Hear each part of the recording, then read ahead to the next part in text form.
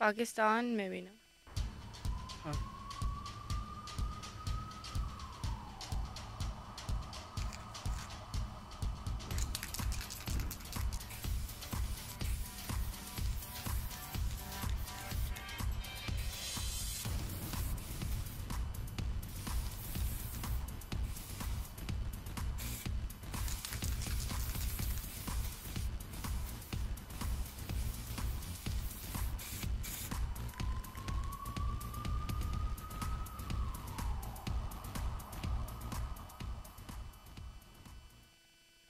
Hello, struggle TV में खुशामदीद। मैं हूँ ईशा भट्टू और आज हम फ़लसफ़े से थोड़ा हटकर बात करेंगे।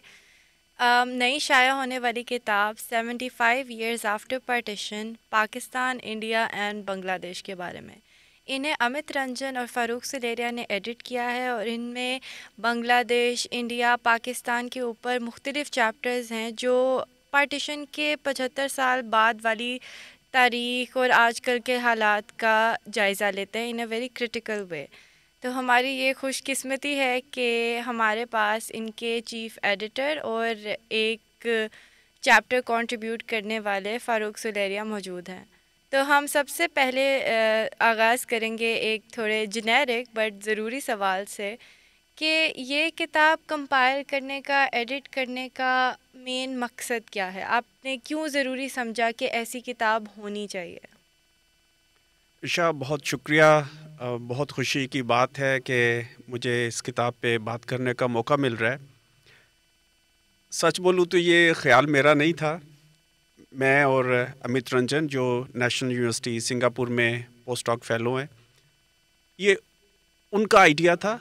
उन्होंने मुझे अप्रोच किया। हम काफ़ी सालों से एक दूसरे को जानते हैं। ग़ालिबन 2013 में मैं उन्हें पहली दफ़ा मिला जब मैं इंडिया गया था अपनी पीएचडी के फील्ड रिसर्च के लिए। वो जेएनयू, जवाहरलाल नेहरू यूनिवर्सिटी में पीएचडी कर रहे थे। तो मैं अक्सर शाम को वहाँ चला जाता था। वहाँ से हमारी दोस्ती की इब्तिदा हुई। फिर हमने कुछ मिलके काम किया। जर्नल्स में, बुक चैप्टर्स में हमने मिलके पब्लिश किया चीज़ों को। उनकी एक दो किताबों में मैंने कंट्रीब्यूट किया। तो फिर उन्होंने 75वीं एनिवर्सरी पे मेरे से रब्ता किया और बोला कि हमें एक किताब शाया करनी चाहिए। इब्तदाई तौर पर मैं थोड़ा हिचकिचाया और मैंने डॉक्टर अमित से बोला कि देखो, जब 50 साल हुए थे, मुझे याद है तब भी किताबें शाया हुई थी। फिर 60 साल हो गए, फिर अब 75 हो गए हैं, फिर 100 साल हो जाएंगे। तो मुझे ये बड़ा रिचुअलिस्टिक सा लगता है कि हम 75 साल होने की वजह से किताब शाया कर दें। मुझे कुछ दिन सोचने दो कि हम ये किताब क्यों शाया करें। इसी दौरान क्रिकेट की कुछ सीरीज़ चल रही थी। मुझे एग्जैक्ट डिटेल्स याद नहीं है, लेकिन एशिया कप था या कुछ ऐसे। उसमें बाकी टीमें नहीं थी, एशिया की टीम्स थी। तो पाकिस्तान एक मैच बांग्लादेश से हार गया, जो कि ज़रा कम होता है। उस वक्त पाकिस्तान की टीम ज़्यादा अच्छी थी। अब तो लगता है कि ये रूटीन बन जाएगी। तो फेसबुक पर हस्ब मामूल लोग एक दूसरे को, इंडिया, पाकिस्तान, बांग्लादेश के लोग एक दूसरे को ताने वाने दे रहे थे। उस मैच में जो रेफरी थे वो इंडिया के थे और उन्होंने कोई डिसीजन दिया था जो पाकिस्तान के लोगों के ख्याल में कंट्रोवर्शियल था। अगर वो डिसीजन ना होता तो पाकिस्तान ये मैच ना हारता। इस किस्म का नैरेटिव था। और एक किसी ने फेसबुक पे लिखा हुआ था बांग्लादेश को ताना देते हुए पाकिस्तान की तरफ से कि तुम अपने बाप इंडिया के बगैर कुछ नहीं जीत सकते। It was a reference to 1971 and that was the moment.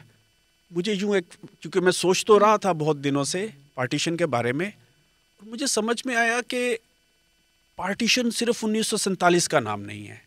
ये तो मुसलसल जारी रहने वाला एक अमल है।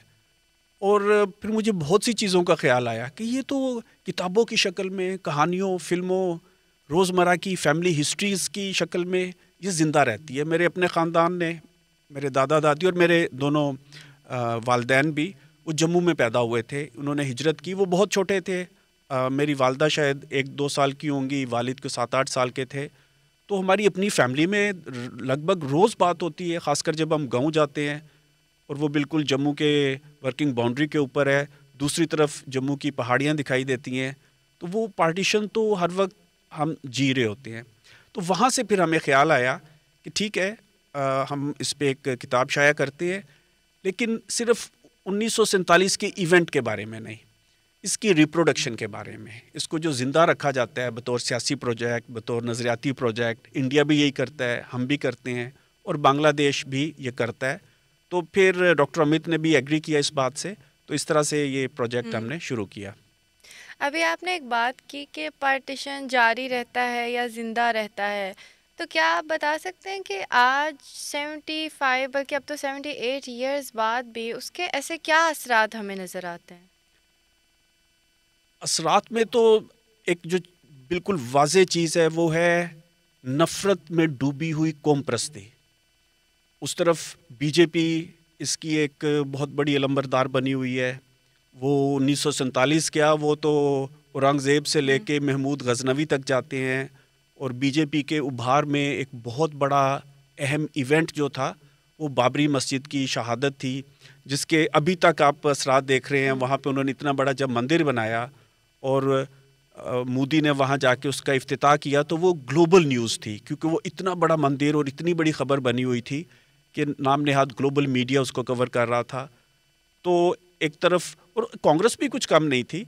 मुझे याद है हिंदुस्तान में मेरी कुछ मौक़ों के ऊपर एजाज़ अहमद साहब से मुलाकातें हुई, तो वो बार बार एक बात दोहराते थे लगभग हर मुलाकात में कि क्योंकि इलेक्शन होने वाले थे 2013 के, कांग्रेस हारने वाली थी, सबको नज़र आ रहा था, और बीजेपी जीतने वाली थी। तो जब भी कोई इस खदशे का इजहार करता कि बीजेपी इलेक्शन जीत जाएगी, तो वो कहते थे देखो ये दोनों ही एंटी मुस्लिम हैं, दोनों ही एक तरह से एक तरह की सोच रखते हैं। फ़र्क सिर्फ इतना है कि बीजेपी प्रोग्रामेटिकली एंटी मुस्लिम है, जबकि कांग्रेस, इंडियन नेशनल कांग्रेस, ये प्रैग्मेटिकली एंटी मुस्लिम है। इनको जब ज़रूरत पड़ती है तो ये एंटी मुस्लिम फसाद करा लेते हैं। तो एनीवे ये एक सिलसिला है जो हर तरफ ही चलता है। बांग्लादेश 1947 को इतनी अहमियत नहीं देता, वो 1971 को देता है, वो 1971 को ज़िंदा रखता है और नफ़रत की बुनियाद पे उनके साथ शायद किसी हद तक आप कह सकते हैं कि जस्टिफाइड है। और पाकिस्तान में भी हम ये करते हैं कि इस इवेंट को मरने नहीं देते। हमारी जो पाकिस्तानी कौम परस्ती है उसका जो सेंट्रल पिवट है, जो सबसे बड़ा स्तून है, वो हिंदुस्तान से नफ़रत है। अब अगर हम ख़ुसूसी तौर पर आपके चैप्टर की बात करें तो वो फ़िल्म पर फोकस करता है। आपने 3 फ़िल्मों को बतौर केस स्टडी यूज़ किया हुआ है, तो क्या आप उसके बारे में तफसील से बताना चाहेंगे? उसका टाइटल क्या है, वो 3 फ़िल्में चुनने का मकसद और प्रोसेस क्या था, and anything new you learned during the process? मैं बहुत हैरान हुआ ये देख के कि पाकिस्तान में जो फ़िल्में पार्टीशन पे बनी, उनमें एक तो करतार सिंह थी जो अयूब दौर में एक ऐसे वक्त में आई जब बहुत ज़्यादा पहली दफ़ा सेंसरशिप हर तरह के इजहार राय पर लगाया गया था। और आज तक ये बहस जारी है कि इस फिल्म को सेंसरशिप सर्टिफिकेट कैसे मिल गया था। एक जो और फिल्म थी वो 1967 में आई थी, तब भी अयूब दौर ही था, हज़ारों में एक। और एक आखिरी फ़िल्म जो मैंने एनालाइज जिनाह भी की थी, 4 फिल्में थी। जिनाह जो रियासती पैसों से बनी एक तरह से सरकारी फ़िल्म थी, और आखिरी फ़िल्म जो मैंने शामिल की तज्ज़िये के लिए वो खामोश पानी थी। तो ये सारी किसी न किसी तरह पार्टीशन के मौजू के इर्द गिर्द घूमती हैं। हमारे यहाँ आमतौर पर ये समझा जाता है, और ऐसा है भी, कि इजहार राय के मौके उस तरह से नहीं दस्तयाब रहे जो किसी हद तक हिंदुस्तान में थे बीजेपी से पहले तक। वहाँ पर ज़्यादा आज़ादियाँ थीं, ख़ासकर फ़िल्म के शोबे में बहुत ज़्यादा आज़ादियाँ थीं, और उन्होंने बहुत अच्छी फ़िल्में, बहुत नज़रियाती सियासी लिहाज से बोल्ड फिल्म्स बनाई। तो मेरा ख़्याल था कि हमारे यहाँ शायद ऐसा ना हो। पहली बात तो मुझे ये समझ में आई कि पार्टीशन पे बहुत कम फिल्म्स बनी हैं। हमने बतौर मुल्क, बतौर कौम इस मौजू को इग्नोर किया। हिंदुस्तान में बहुत बनी है। उसकी शायद वजह ये है कि हिंदुस्तान पार्टीशन को एक लॉस के तौर पे देखता है। हमारे लिए पार्टीशन एक तरह से एस्केप था हिंदू मेजॉरिटी से। हमारा पार्टीशन से ताल्लुक़ डिफरेंट है। फिर हिंदुस्तान उस ट्रॉमे को ज़िंदा रखना चाहता है जो पार्टीशन में इंसानी कत्ल गारत के सिलसिले में हुआ। हमारे यहाँ उसको एक नेसेसरी कुर्बानी के तौर पे, या एक ऐसी कुर्बानी के तौर पे लिया जाता है जिस पे हमें फ़ख्र करना चाहिए। तो दोनों का पार्टीशन के हवाले से, चाहे वहाँ के हिंदू हैं, मुसलमान हैं, सिख हैं, उनका और रियासती सतह के ऊपर एक बिल्कुल मुख्तलिफ तरह का ताल्लुक़ है। हमारे यहाँ बिल्कुल और एक तो शायद ये वजह थी कि हमारे यहाँ इतनी ज़्यादा फिल्म्स नहीं बनी। इब्तदाई तौर पर मेरा हाइपोथेसिस ये था कि करतार सिंह का तो मैं बचपन से सुनता आया था कि ये फ़िल्म ज़रा हटके थी। मेरा ख्याल था बाकी फिल्म्स शायद इतनी बोल्ड ना हो, इतनी ज़्यादा उनमें नुआंस ना हो, वो बहुत प्रोपेगेंडिस्टिक होंगी। ऐसा नहीं था।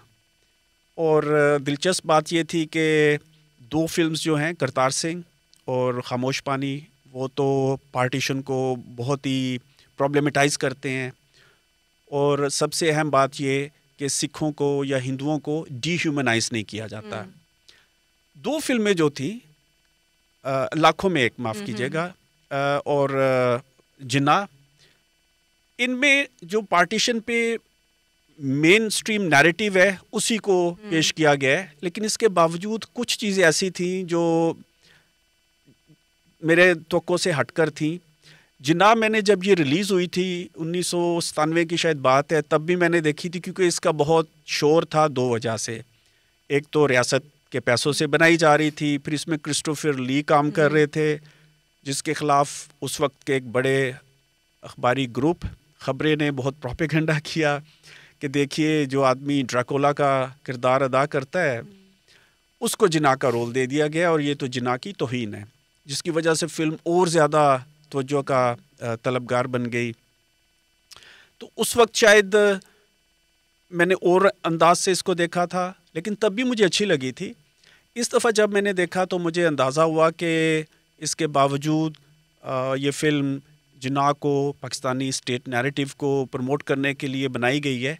इसमें उस तरह से हिंदुओं को या सिखों को बुरा भला नहीं बताया गया। और एक बहुत ही जो दिलचस्प बात है, किसी हद तक काबिल कदर भी कही जा सकती है, कि इसमें जो नैरेटर थे, फिल्म में एक नैरेटर है जो जिना की कहानी को बयान करता है, वो शशि कपूर थे। और आज आप सोच भी नहीं सकते हो कि पाकिस्तान में फ़िल्म बने, उसमें नैरेटर एक जो स्क्रीन पे सबसे पहले आ रहा है और स्क्रीन को जिना के अलावा जो सबसे ज़्यादा डोमिनेट कर रहा है वो इंडियन एक्टर होगा, एंड वाइस वर्सा। आपके अदाकार भी अब वहाँ जाके काम नहीं कर सकते, हालात बहुत बदल गए। तो जिना मेरे लिए थोड़ी सी हैरानकुन थी। जो फिल्म दूसरी थी लाखों में एक, उसमें भी ये दुरुस्त है कि हिंदुओं को बुरा भला बनाकर पेश किया गया, लेकिन कुछ हिंदू अच्छे भी हैं। तो उन्होंने इसको बहुत जनरलाइज नहीं किया, और ये भी मेरे लिए थोड़ी सी हैरानकुन बात थी। तो इसलिए मैंने उस चैप्टर का टाइटल कुछ इस तरह से रखा कि कुछ तो तवक्को के मुताबिक बनाई गई फिल्में हैं, लेकिन कुछ इसमें बहुत ज़्यादा डिपार्चर्स हैं रूटीन उससे हट के। तो ये मेरी रिसर्च थी। बहुत शुक्रिया। अच्छा, इंडिया और बांग्लादेश पर भी बहुत चैप्टर हैं, बट पाकिस्तान पर 2 और खसूसी चैप्टर हैं। एक कैसर अब्बास का है जो गालिबन ज़मीन नावल को एनालाइज करते हैं पार्टीशन के लेंस के थ्रू, और एक मज़हर अब्बास का चैप्टर है जो पाकिस्तानी करिकुलम का एनालिसिस है कि हमारे करिकुलम यानी स्कूलों कॉलेजों में पढ़ाने वाली टेक्स्ट बुक्स में जो रियासत की तरफ से होती हैं 1947 के पार्टीशन को कैसे देखा जाता है और 1971 के पार्टीशन को कैसे देखा जाता है। क्या आप दोनों के बारे में अपनी कोई राय या अपनी समरी या एनालिसिस पेश करना चाहेंगे? मैं थोड़ा सा बांग्लादेश का भी जिक्र कर लूँ और हिंदुस्तान का भी। बांग्लादेश से जो चैप्टर हैं उनसे हमें नज़र ये आता है, एक फ़िल्म पे चैप्टर भी है बांग्लादेश में बनने वाली फ़िल्मों के ऊपर, कि वो 1947 को उतनी अहमियत नहीं देते। अहमियत कह लें या समझ लें कि इतना फोकस नहीं है उनका 1947 पे। अगरचे 1971 को वो एक तरह से 1947 का तसलसल ही देखते हैं, या कम से कम कुछ लोग ज़रूर देखते हैं। तो जो हमारी किताब है वो ये ज़ाहिर करेगी कि ख़ासकर फ़िल्म इंडस्ट्री में उनका जो फोकस है वो 1971 है।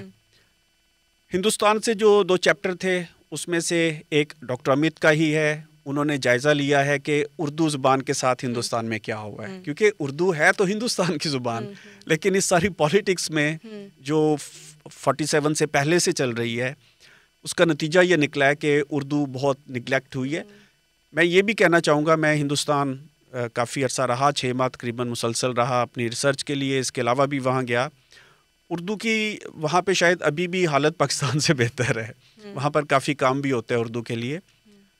और एक जो चैप्टर था वो ये था कि वहाँ पर स्कूल बुक्स में, ख़ासकर जब बीजेपी इक़्तिदार में आई, वहाँ पर भी स्कूल बुक्स जो हैं वो सूबाई, जिसको वहाँ पे स्टेट बोला जाता है, सूबाई हुकूमत के इख्तियार में होता है। जहाँ पे बीजेपी आती है वहाँ पे वो टेक्स्ट बुक्स को चेंज कर देते हैं, जिन्ना को और ज़्यादा विलेनाइज किया जाता है, जो बहुत से मुसलमान हीरो माने जाते हैं। जैसे टीपू सुल्तान को सभी एक हीरो मानते थे रेजिस्टेंस का, उसका जिक्र भी गोल कर दिया जाता है। तो एक चैप्टर इस तरह की तहकीक पर मबनी है। पाकिस्तान की तरफ से 3 चैप्टर थे, उनमें से एक जो था अभी हमने जिक्र किया वो मैंने खुद लिखा, वो पाकिस्तानी फ़िल्मों के बारे में था कि उसमें पार्टीशन को कैसे डिपिक्ट किया जाता है। एक चैप्टर डॉक्टर कैसर अब्बास, जिनके साथ मिलके मैंने अपनी पिछली पाकिस्तानी मीडिया पे किताब को एडिट किया था, वो था जिसमें उन्होंने खतीजा मस्तूर के नावल ज़मीन को एनालाइज़ किया है। ज़मीन एक तरह से माइग्रेंसी की कहानी है, जिन लोगों ने, मुसलमानों ने हिंदुस्तान से पाकिस्तान माइग्रेट किया। कैसर साहब ख़ुद भी पाकिस्तान छोड़ के 80 की दिहाई में अमेरिका चले गए थे, तो एक तरह से उन्होंने ख़ुद भी माइग्रेशन देखी हुई थी। शायर थे, बहुत अच्छे नकाद थे, बहुत नफीस और हसास इंसान थे। तो ये अभी किताब का प्रोजेक्ट नहीं भी आया था, तो वो मुझे कहा करते थे कि फ़ारूक मैं इसके बारे में कुछ लिखना चाहता हूँ, मिल के लिखें। और मैं ज़रा सुस्त वाक़या हुआ था, और ये कि मेरा उस नावल से कोई बहुत वो बन नहीं रहा था करीबी ताल्लुक़। खैर, तो जब ये बुक का प्रोजेक्ट बना तो फिर मैंने उनको बोला कि अब आप लिखिए और आप ही लिखिए। तो उन्होंने फिर माइग्रेंसी इन जर्नल जैसे उन्होंने थ्योराइज़ की कि माइग्रेंसी के साथ लॉस भी होता है, आप खो भी आती हो बहुत कुछ, लेकिन उम्मीदें भी वाबस्ता होती हैं।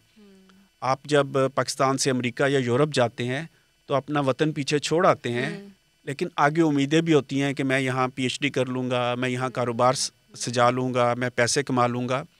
कुछ इसी तरह की लॉस एंड होप जो थी हिंदुस्तान के मुसलमानों में भी थी जब वो पाकिस्तान आते हैं। और इस नावल की एक खूबसूरत बात ये है कि इसमें जो मरकज़ी किरदार हैं वो ख़वातीन हैं, और एक तबकाती पहलू भी है। एक तो वो बिल्कुल ही पिसे हुए तबके की मुसलमान ख़वातीन हैं जिनके साथ पार्टीशन के दौरान भी हर तरह का जुल्म हुआ है, वो जिस्मानी तौर पर भी निशाना बनी है, और पाकिस्तान बनने के बाद भी उनके लिए कोई उम्मीद नहीं है। दूसरी तरफ एक मिडिल क्लास के लोग हैं, ख़वातीन हैं, ख़ासकर जो प्रोटैगनिस्ट हैं, उनके लिए एक थोड़ा सा उम्मीद है जो थोड़ी शैटर भी होती है एवरी नाउ एंड देन। तो ये एक काफ़ी दिलचस्प नावल है जिसको दोबारा से चाहिए लोगों को कि वो इसको पढ़ें और उस अहद को समझने की कोशिश करें, और पार्टीशन को एक तरह से औरत की नज़र से भी देखें। तो इसलिए ये बहुत दिलचस्प चैप्टर है। इसमें आपको बहुत सी ऐसी चीज़ें नज़र आएंगी जो आमतौर पर हमारे यहाँ क्रिटिसिज्म में, इवन लिटरेरी क्रिटिसिज्म में डिस्कस नहीं होती। तीसरा चैप्टर था मज़हर अब्बास का, जो आजकल गवर्नमेंट कॉलेज यूनिवर्सिटी फैसलाबाद में पढ़ाते हैं। उनका मौजू तारीख़ है। उन्होंने देखा कि स्कूल टेक्स्ट बुक्स में, पंजाब की स्कूल टेक्स्ट बुक्स में ज़िया दौर में और मुशर्रफ दौर में किस तरह से पार्टीशन को पेश करने की कोशिश की गई। वो क़ारीन उसको ख़ुद तफसील से पढ़ सकते हैं, लेकिन जो उसका कंक्लूजन था एक तरह से वो ये था कि ज़िया दौर में जैसे कि हम तवक्को कर सकते हैं, उसको उन्होंने बहुत ज़्यादा एक इस्लामी रंग देने की कोशिश की। बिल्कुल ही जो स्टेट नैरेटिव थी वो और ही अटर किस्म की राइट विंग हो जाती है। मुशर्रफ दौर में थोड़ी सी कोशिश हुई कि इसको थोड़ा टोन डाउन किया जाए, लेकिन मज़हर अब्बास का ख़्याल ये है कि हमारा जो महकमा तालीम है उसमें जमात इस्लामी की इस कदर घुसपैठ है कि उन्होंने मुशर्रफ की इस पॉलिसी को नाकाम बना दिया।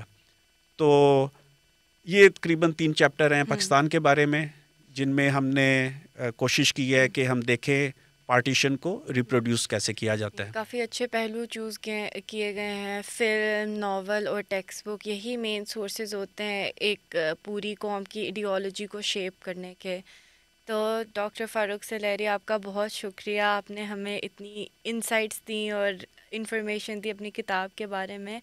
नाजरीन के लिए इन्फॉर्मेशन कि ये किताब जल्द पाकिस्तान में भी लॉन्च हो रही है और इसकी बुक लॉन्च की तकरीब बीकन हाउस नेशनल यूनिवर्सिटी में 11 नवंबर ट्यूसडे को होगी 12:30 से 2 बजे स्कूल ऑफ बिज़नेस के ऑडिटोरियम में। तो आप ज़रूर शिरकत कीजिएगा। एंड अगर आपने ये किताब ऑलरेडी पढ़ ली है तो अपनी राय से कमेंट्स में आगाह कीजिएगा, ऑथर डायरेक्टली भी जवाब देंगे। बहुत शुक्रिया।